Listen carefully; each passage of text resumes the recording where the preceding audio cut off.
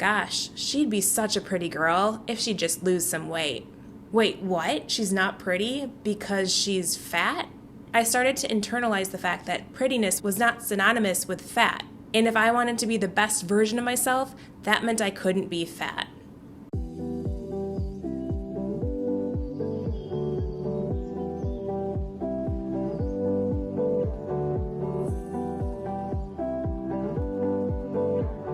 Hey friend, welcome to the Radiant Rebellion podcast. My name is Rachel St. Germain and I'm so glad you're here. In this video, I'm going to be sharing part 2 of my recovery story. In part 1, I talked about my rock bottom moment, the moment in my life when I realized, oh my gosh, it is time to get some help. Things aren't working and I'm struggling and I can no longer keep my secrets secret anymore.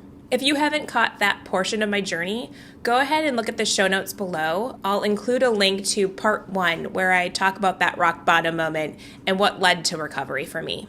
In this video, part 2, I really want to start digging into the recovery process itself. Not only that, but I want to give you some background, some of the pieces of my journey that led up to my struggle with an eating disorder, because I feel like that might be helpful for you if you are currently struggling to feel seen and validated, and maybe you'll relate to some of the things that I walked through. I know when I first realized I had a problem, I had no idea what was going on.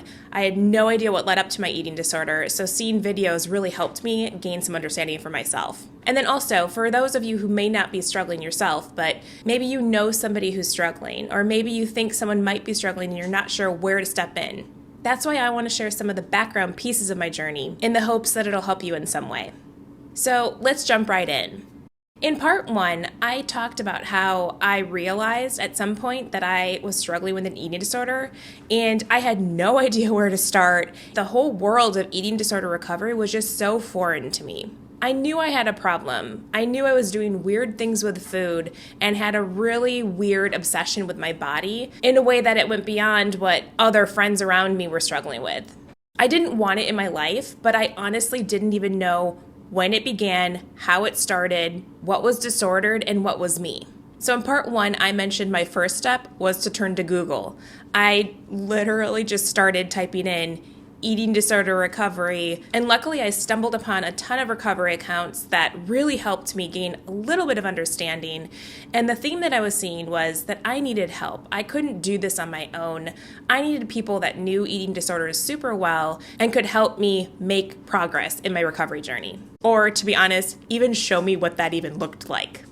After loads of research and watching so many YouTube videos I lost count, I spent some time in prayer really thinking through it and asking God for His guidance. Where is my next step? As I was talking to Sean and praying about it with God, we realized that maybe a good first step for me was to seek some guidance from my church leadership. I sent an email to our head pastor asking him if he would be willing to go to lunch with Sean and I, and he was happy to oblige.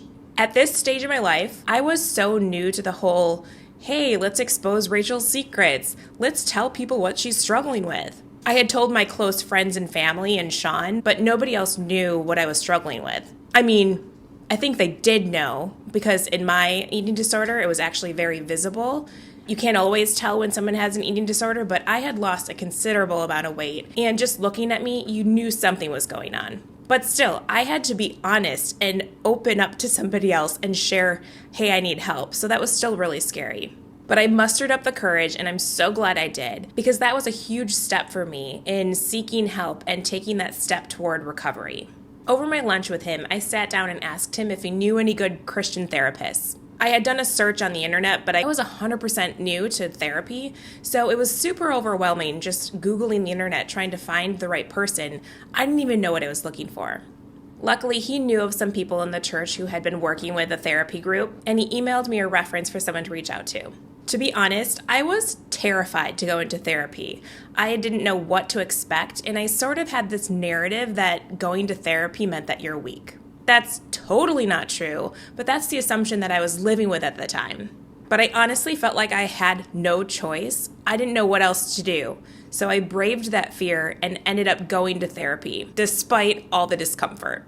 Truthfully, that first therapist wasn't a good fit. She wasn't specialized in the area of eating disorders. And after about 2 or 3 months, I started to realize she's not going to be able to help me in this journey. I need someone who really understands what I'm going through, or else I'm never going to get through this. And friends, side note, I just want to say, if you've tried therapy and it just wasn't a good fit, don't let it ruin therapy for you forever. Sometimes it's like making a new friend. You don't just meet one person and not get along and be like, friendship's not for me. No, you have to find someone that feels like it's a good fit. Someone who's even super qualified may not vibe with you. You may not just have that connection. So anyway, after I realized that that first therapist wasn't a good fit, I went back to research mode. Eventually, I discovered there was an awesome resource in San Francisco called Woodleaf Eating Disorder Center. I did some thorough research and prayed about it, and there was just this really deep knowing that this was my next step. It honestly felt kind of surreal because I had to swallow the pill that, oh my gosh, I am going to outpatient therapy, treatment for an eating disorder. It was hard to even wrap my brain around it. But regardless, I went through the steps to get admitted to this outpatient therapy, and let me tell you, it was so necessary. Unfortunately, my insurance wouldn't cover full inpatient therapy, so this outpatient really was the best option for me. But even though it was outpatient and I wasn't there full time, it was a huge transition for me. At the time, I was still working at Deloitte full time. I had a pretty demanding job, and so I had to figure out, how am I going to do this while also holding a job? It was a commitment of, I think, 2 to 3 nights for 3 hours at a time. But despite the huge time commitment and the fact that I had to face a lot of the things that I had been hiding for so long, it was honestly such a big turning point in my journey. I had gotten honest about the fact that I needed help, but this really solidified. I don't want this in my life anymore. I am entering into recovery. This is a new phase for me. The thing is, while that was 100% true, what was also true is at the time, I was still holding on to a bit of denial. It's embarrassing to even admit this, but I remember during our first session, there was some journaling exercise where we had to go around and share. And one of the truths that I admitted out loud was that I wasn't judging anyone who was there, but I was different. I said something to the effect of, I'm not one of those persons that need help. I'm the person who helps people. I know, so prideful and so delusional.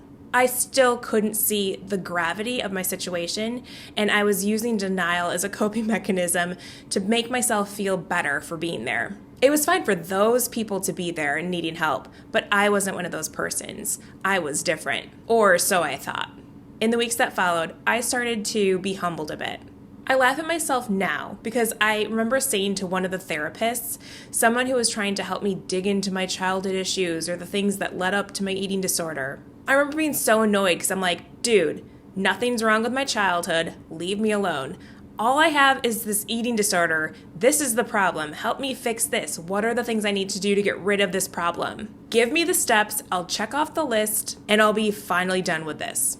But in hindsight, I look back and I'm just like, oh, sweet Rachel, you have no idea. Because the thing is, the eating disorder was really the symptom of a much bigger problem. There were so many wounds and limiting beliefs and lies that had taken over my life, things that were manipulating me and how I showed up in the world and saw the world. It was impacting how I was showing up with other people in my life, feeling like I always had to show up as this put-together Rachel or be someone that was better than the Rachel that I truly was. But it was also impacting my relationship with God and myself. I literally was drowning in self-doubt, shame, and honestly, self-loathing. There was so much that had to be worked through. In the months that I was an outpatient, I was really able to start unpacking that stuff. I was starting to scratch the surface of the deeper underlying issues that had led to this point. So what were those things?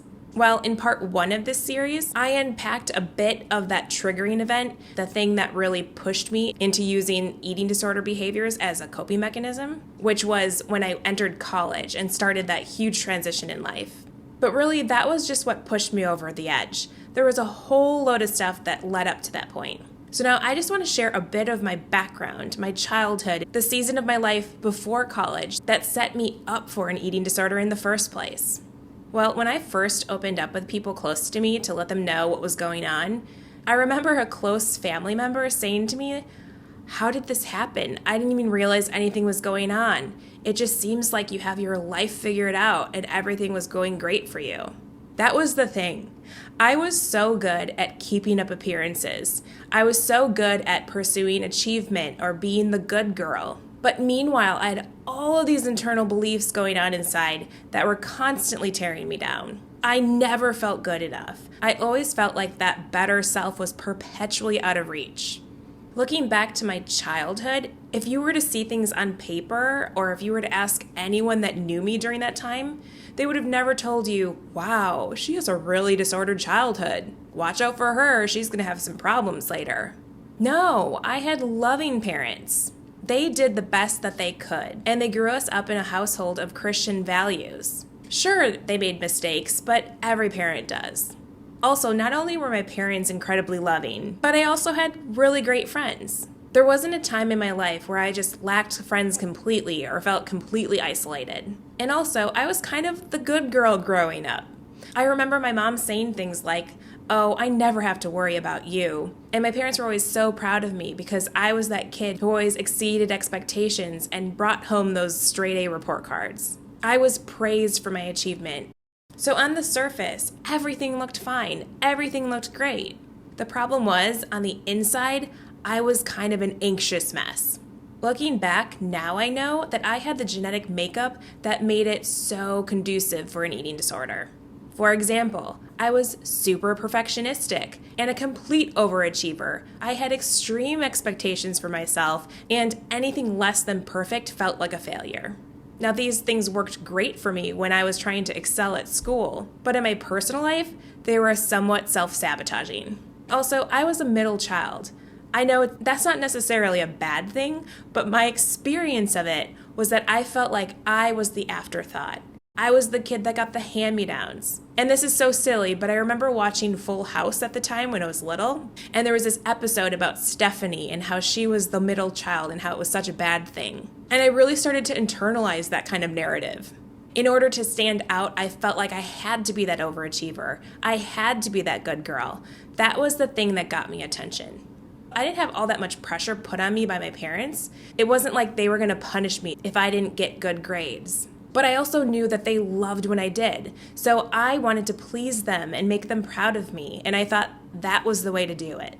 And also, I was a really sensitive and emotional child. I had these big feelings and these big emotions that I didn't know what to do with. I remember there were these times when I would just drop to the floor and arch my back because I didn't know what to do with all the things I was feeling inside.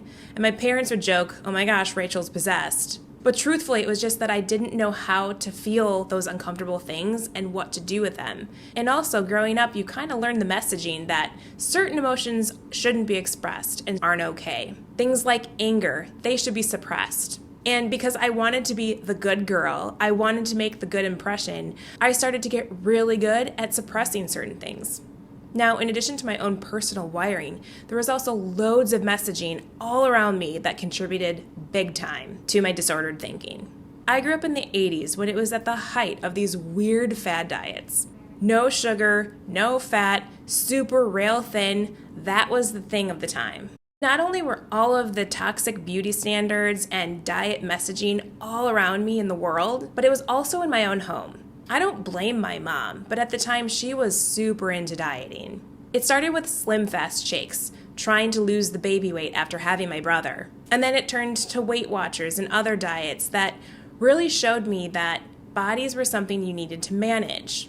Up until that point, I didn't really think about it, but I saw how stressed out my mom was to lose that weight that I started to learn, oh, there's certain bodies that are good bodies and there's certain bodies that are bad bodies. And I really picked up the messaging that if you were thinner, you'd feel better about yourself. And it wasn't just my mom. That was just one of many factors. Girls all around me would always say things like, "Oh my gosh, I'm so fat. I need to go on a diet." Or to some of my thinner friends, they'd say, "Gosh, you're so lucky. You're so thin. Look at your stomach."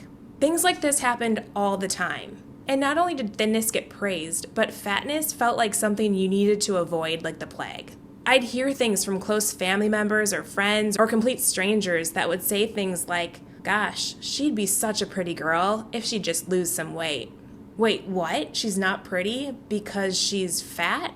I started to internalize the fact that prettiness was not synonymous with fat. And if I wanted to be the best version of myself, that meant I couldn't be fat. Now, on top of my own genetic makeup and the toxic messaging that was all around me, there were also some circumstances that contributed to a pretty distorted relationship with my body. First of all, I was in sports that I now know can be a setup for people that might have the genetic predisposition for an eating disorder. When I was very young, I started taking ballet, which then transitioned to gymnastics in about 3rd grade. Now, these sports, there's nothing wrong with them inherently, but for someone like me, it was very toxic because those sports were so body focused. And not only body focused, but focused on the right kind of body.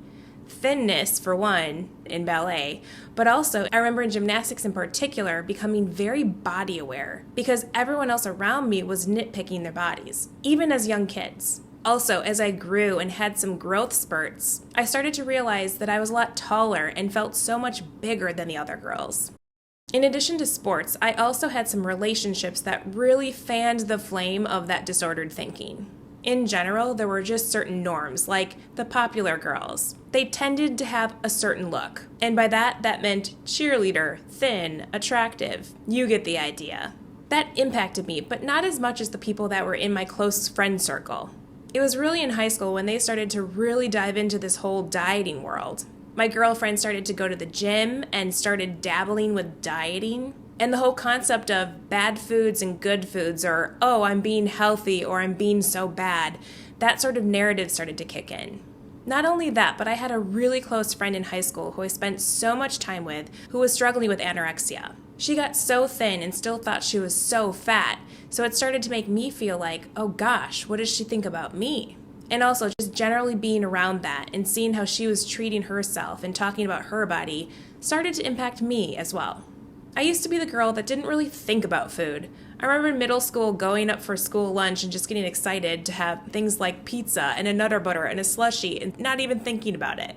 Or I remember at high school slumber parties being able to down 4 pieces of Papa John's pizza and eat candy until I was sick. I just didn't think about it or care about it. But somewhere in high school, all of the messaging that I had received up until that point and seeing my own friends start to buy into the diet culture all around us, something inside of me just clicked. I realized, oh, people really care about bodies.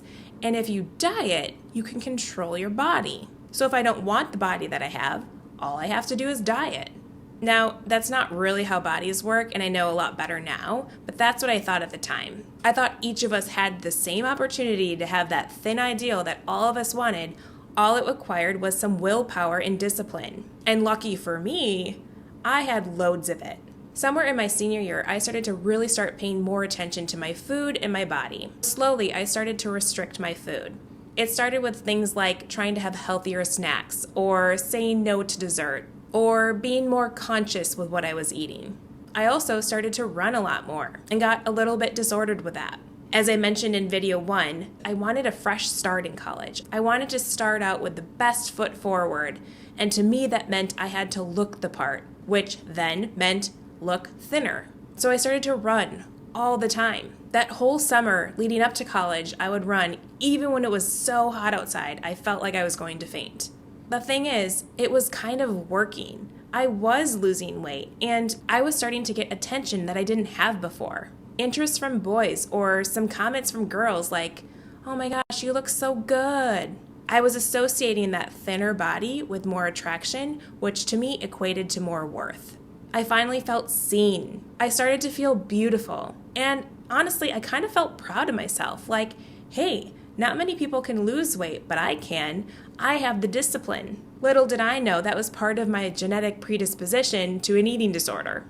So after high school, going into college, I kind of just felt like I was entering a new season. I had a new identity now. I was a healthy person. I exercised. I watched my food. I didn't see anything wrong with it. I just thought I was being responsible. I felt like I just had good willpower and was in control. Well, things soon took a turn in those first few months of college.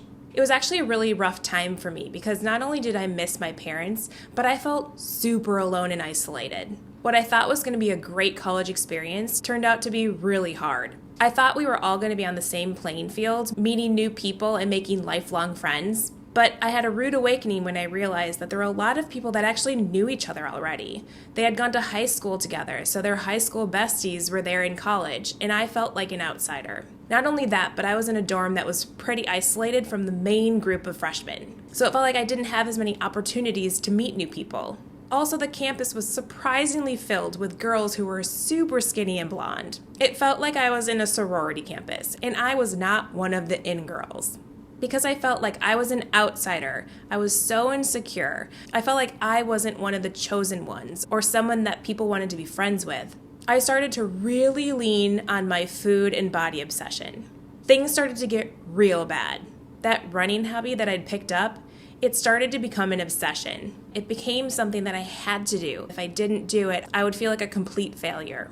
Also, food became a big one for me. My slight restriction turned into a really restrictive diet. Not only was I cutting out certain types of food, but I started to skip breakfast, regiment my lunches, be secretive with food where I could eat on my own so people wouldn't see how little I was eating.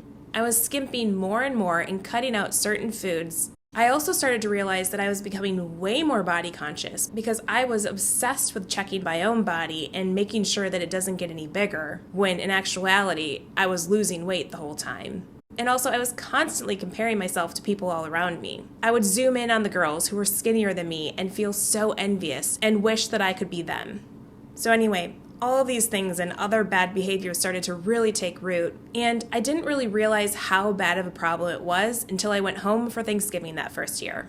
First of all, the whole food thing was super stressful for me, but I remember this specific moment when I was changing out of my clothes into my pajamas with the door open, and my mom got a glimpse of me. I was mortified and wanted to hide, and I threw my stuff on as quickly as possible, but it was too late. She had already gotten a glimpse of my body, and she literally broke into tears. Seeing my mom so upset really shifted something in me.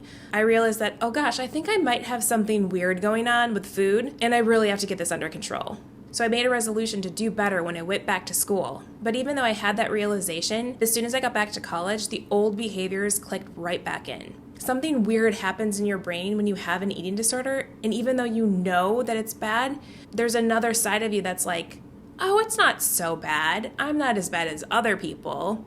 In addition to my parents, my friends started to be concerned. People that I didn't know for all that long started to chime in and tell me that they were concerned about me. Unfortunately, my mind was so caught up in the disorder at the time that I was in complete denial. I'd tell myself things like, it's not that bad. They're blowing things way out of proportion. Or I'd tell myself, sure, this is weird, but you know what? This is just a temporary thing. I'll stop when I want to. Or I'd even have the kind of vile thought that told me, oh, they're just jealous. They don't want me to look thinner.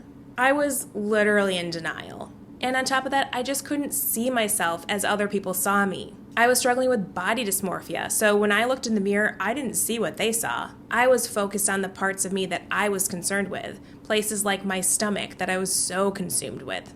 So my entire freshman year, I continued to lose weight until the point where my clothes no longer fit.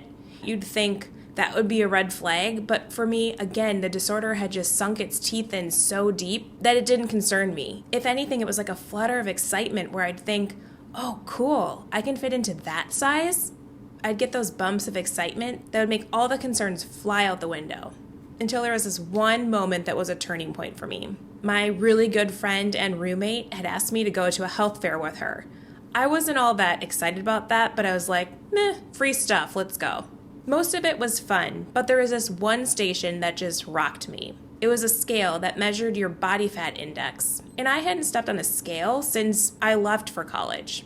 I don't remember what the people around me said, but all I know is that as soon as I stepped on that scale and saw the number, I started panicking. It was like that moment made me realize, oh gosh, the things that everyone has been saying, the concerns I've been hearing, it's real. I honestly couldn't stomach the fact that my weight had dropped so much, it freaked me out. Something switched inside where I was like, oh my gosh, I need to change this. And the panic of being so thin made me really get real with the fact that I needed to change things. I remember those last few weeks of college, eating ice cream by the loads, peanut butter by spoonfuls. People all around me were being really supportive, trying to help me gain back the weight that I had lost. I ended up going back home to live with my parents for that summer, and during that time, I started gaining some of the weight back. Going back to college, I was a little bit nervous and embarrassed because I had gained some weight and it was noticeable. I hadn't quite fully restored, but I was afraid of what other people were going to think about my weight gain. Thankfully, I had a really good setup for my sophomore year. I was rooming with 2 really supportive girlfriends, and they were just so much fun and didn't obsess about their bodies like other people did, so it just made it so much easier to be around them. Also, I was shocked and really encouraged because people's reception of me and my weight gain wasn't what I expected. If anything, people who really knew me were so proud of me and thought, "Oh my gosh, I'm so glad you're doing better." Also that year, I started a new job as a security officer. Yes, me, a security officer. I know, it's wild, but I was the security officer that let people into the gate to the school. So I was out there being seen by way more people and wasn't as isolated as my freshman year. Although I was feeling a little bit depressed and awkward in my new higher weight body, I started to notice that I was getting a lot more attention. I realized, oh, I'm actually not getting dismissed or people aren't shaming me for my weight gain. So it encouraged me that maybe this weight gain isn't so bad. At the time, I was so focused on other people's opinions of me, and so receiving that kind of attention just served as some validation. So in some way, I started to accept the weight gain, but somewhere along the way, things started to turn. You see, inside, I hadn't dealt with any of the issues. I knew nothing about eating disorders, and neither did my parents at the time. We all thought that since I gained weight, Rachel was healed. But I hadn't dealt with any of the issues that led up to the eating disorder. All of that toxic messaging and all of those limiting beliefs were still working in full effect. My brain was still super disordered, as was my relationship with my body. On top of that, I was still weight restoring. I didn't know that that's what was happening at the time. I didn't even know the term weight restoration. I thought, oh, you just can't get too skinny, because that's not good, but if you get a little bit more weight on you, then it's fine. But I couldn't stop gaining weight. I didn't realize it, but my body needed more nutrition in order to do whatever repairs it needed for that time of starvation. But to me, what it felt like was, oh my gosh, I'm obsessed with food and I'm totally out of control. I was eating jars of peanut butter and eating packages and packages of candy, even candy like candy corn that wasn't even all that good. On top of that, I was also getting some external messaging that wasn't so great. I dated a guy that year that was super into working out and exercise, and he had some comments to say about my body and how I could fix it. I also received a comment from someone really close to me that really impacted me. While I was back home on one of my school breaks, this person said to me, "Don't get too fat, Rachel. Guys don't like fat girls." All I remember was exploding from the inside out and just losing my mind. First of all, because I couldn't believe that person said that to me, but also the fact that that person believed that also validated all of my worst fears. If this person thought that, someone who should be in my corner and someone who I thought would only care about my well-being, never my appearance, what was everyone else thinking? Long story short, my sophomore year felt all over the place. I had some really great supportive friends, but I was still struggling so much with my body. Entering into my junior year, I was probably at the highest weight I had ever been. And while some of the out-of-control eating sort of died down, I was still locked inside of a brain that was pretty disordered about my body and felt really insecure. All of that junior year, I wouldn't say I was necessarily struggling with an eating disorder, but I was still very disordered with my eating. That was the season where I dabbled with dieting a bit. I didn't necessarily stick to them all that long, and they didn't really even work, but it felt like I was constantly trying to grasp for some kind of control to try to fix the body that I didn't really like. Then there was this one trip where I went with my good friend to Turkey and Greece over January term, and on this trip, I ended up losing a bit of weight because I just wasn't a fan of the food there. I was a super picky eater at the time, and we were traveling as a group, spending most of the time in Turkey, and you were just served what you were served. Sometimes we were served things that looked so weird, and I was like, what the heck is this? Then other times we served things like a full fish, eyeball, skin, bones and all. Now I'm fine with that, but at that time I'm like, no way. So pretty much for that entire month, I was surviving on things like baklava and definitely was eating way less than I was used to. It wasn't intentional, but I really did lose some weight. And when my mom's friend picked us both up from the airport, the first thing she said was, "Wow, Rachel, you look so great." And it wasn't just her. Loads of people noticed that I had lost some weight and had really great things to say. Needless to say, it stirred up a lot of that old stuff from the past when I was in my eating disorder.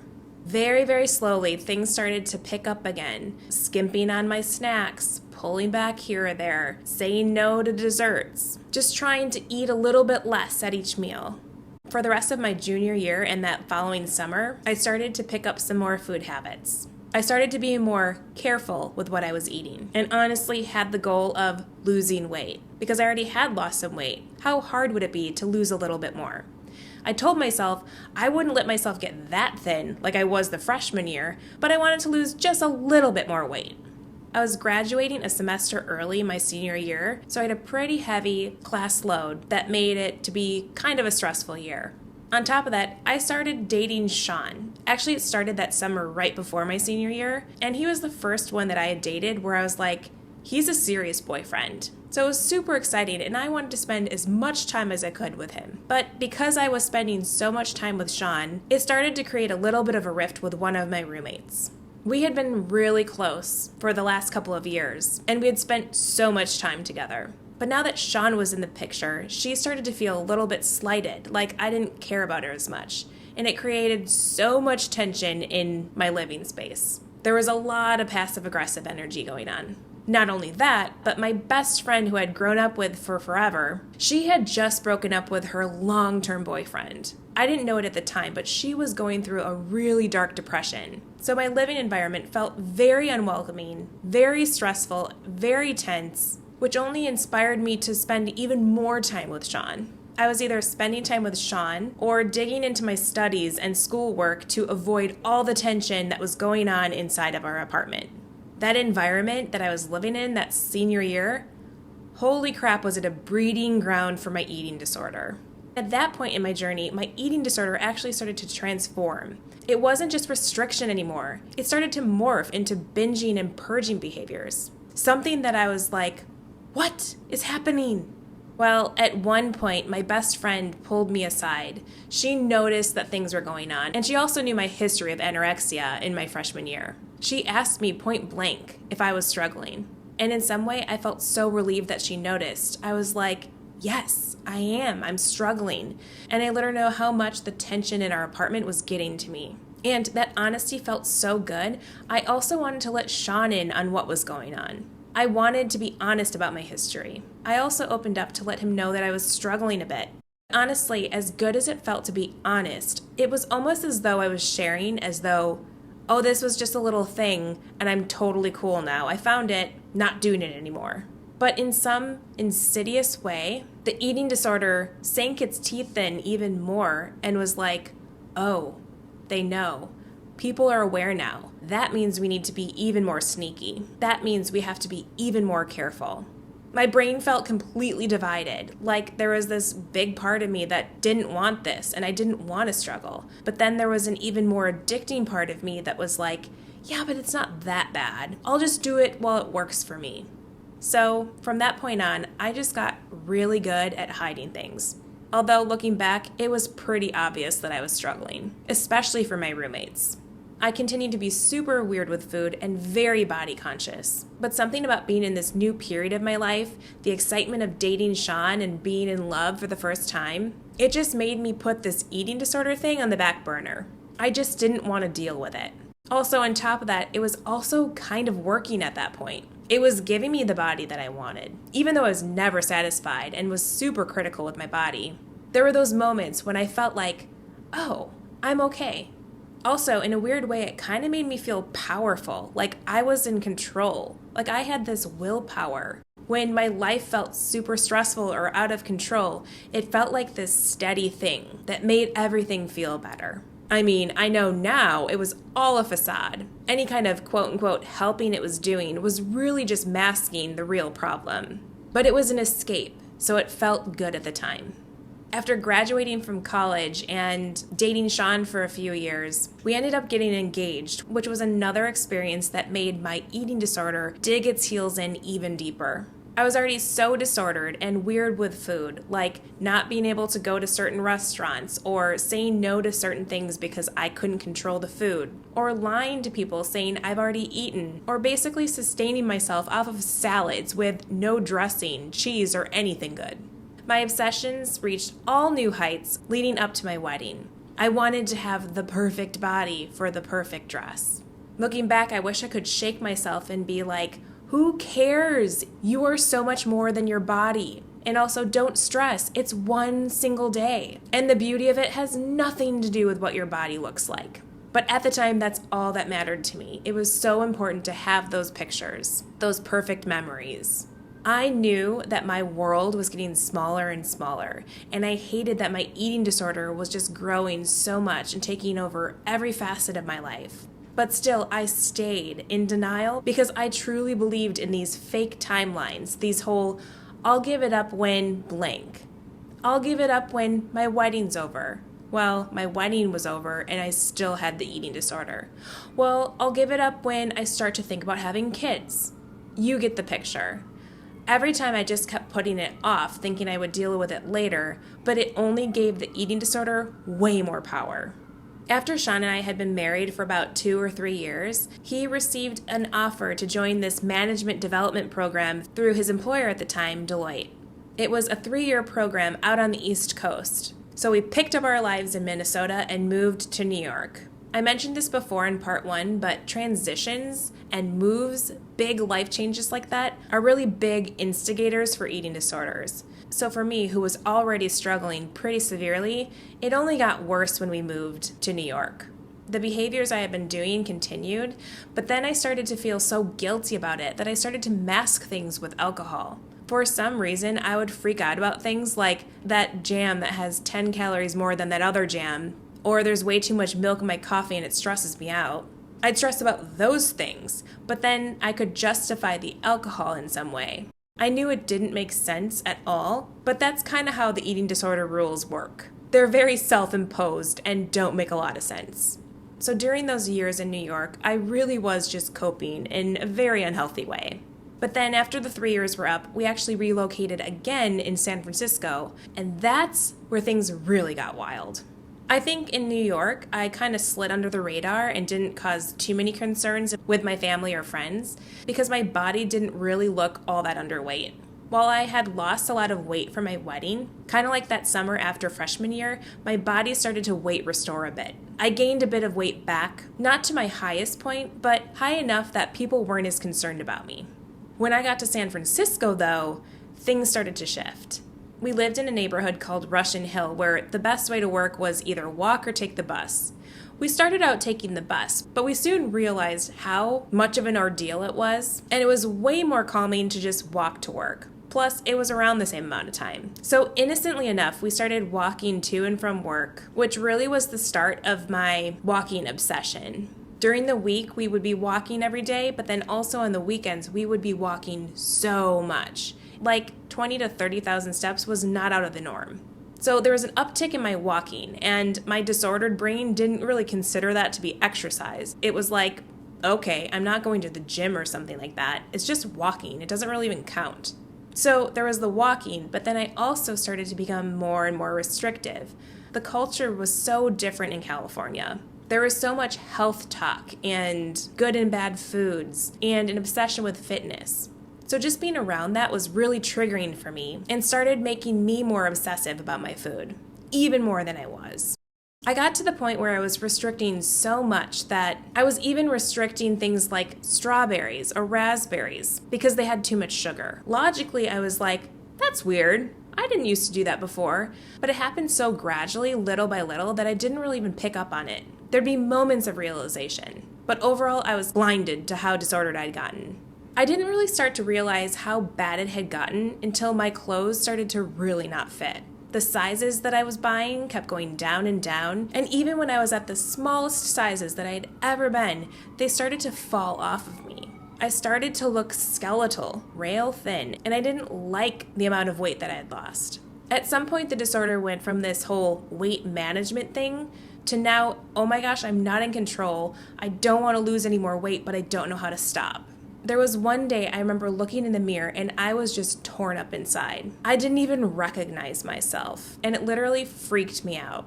Somewhere in this season, in that first or second year of San Francisco, that's when that whole hairbrush incident happened. The story that I shared with you in video number 1. I was so malnourished that my body was literally losing hair. And because at that point in my life, so much of my identity was wrapped up in my appearance, the fact that I was losing hair and couldn't stop it was enough of a reason for me to go seek treatment. Not only that, but also the thoughts at that point were getting super scary. Like I mentioned in video 1, I didn't want to lose any more weight. I wanted to get better, but there was a part of me, this loud voice in my head that was just like, you can't let go of the eating disorder. It was kind of like Gollum in the Ring, like I needed it. I knew it was killing me, but I couldn't let it go. The hair loss and those scary thoughts that I was having in my head, defending and grasping for that eating disorder, were really the things that pushed me into recovery.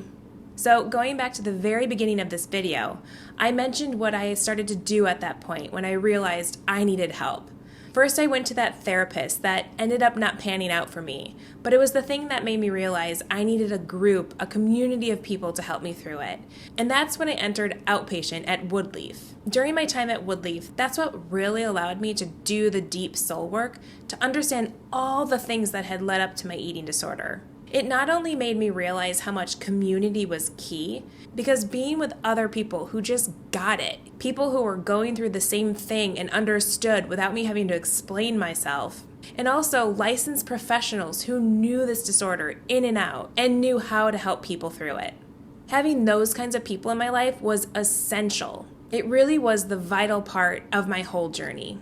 After about 3, maybe 4 months of treatment, my insurance policy unfortunately cut me off. There was only a certain amount of time that they would actually cover, and at that point it was time for me to leave. But I was far from recovered. In fact, in many ways, I hadn't even started. So before leaving Woodleaf, I knew I had to have a team around me. I approached one of the therapists that I really connected with, and thank God she had space to work with me and take me on as a client. Unlike my first therapist, this one was amazing. She knew eating disorders like none other. And not only that, but I clicked with her personally. Through her, I also got very quickly connected with a nutritionist to also be a part of my team. Friend, if you are in recovery or need of recovery, I just want to encourage you to get a team of people around you, whatever that looks like. I know that I am so privileged to have been able to be in a position where I could have a therapist and have a nutritionist.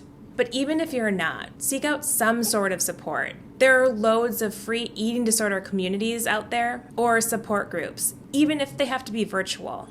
So anyway, at this point in my journey, I was resourced, but I was still at the very new stages of recovery. In many ways, I was very resistant to change. I wanted change, but there were so many things that were blocking me from making progress in my journey. In the next video, I want to get more into the details of the actual nitty-gritty recovery process. I'll be sharing things like the pitfalls that I experienced, the mistakes I made, my season of quasi-recovery, and also that moment when I had the courage to finally go all in. And not just what led to the all-in, but what that looked like. The weight restoration, the facing food fears, the actual doing the things you know you're supposed to do in recovery, all of it. I'll be sharing that in part 3, but I just wanted to close here because I know you've been hanging out with me for a while. And if you're still here, thank you for listening. I just really wanted to share these pieces of my journey because I really hope it's helpful for you or someone that you know that's struggling. Now, this video is full of all of the struggle and the messy parts that led up to an eating disorder, so I wanted to just leave you with some hope. There really is hope after recovery. There is an after to this struggle. And actually, there's hope in the midst of it. As hard as it literally was one of the most beautiful seasons of my life. I grew so much deeper to God. I strengthened my relationship with myself and changed how I view myself. And also, my relationships with other people just got so much better. I know recovery is so hard, and it can sometimes feel, will there ever be an end to this? But friend, use me as an example. When your eating disorder tells you, there's no way I'm going to get through this, Trust me, I have been there too, and it was total garbage. I hope it gives you hope that I didn't even enter into my recovery until I was in my 30s. My eating disorder started when I was 18 years old, so there was a long period of time for my eating disorder to really dig in deep and create really deeply ingrained pathways in my brain. But despite all that, you can still recover. It doesn't matter how many years you've suffered, you can recover if you're willing to keep showing up and do the work. And also, if your season of recovery just feels so long and you're like, oh my gosh, is it ever going to end? Friend, I have been there so many times. But the biggest thing is to just keep going. Keep doing the work. All that small stuff, all the small steps you're taking, every healthy behavior you do, every no you say to the eating disorder behavior, it's all adding up and it counts. Recovery is possible, friend, and I am living proof of that. All right, friend. That's it for now. I'll see you in part 3.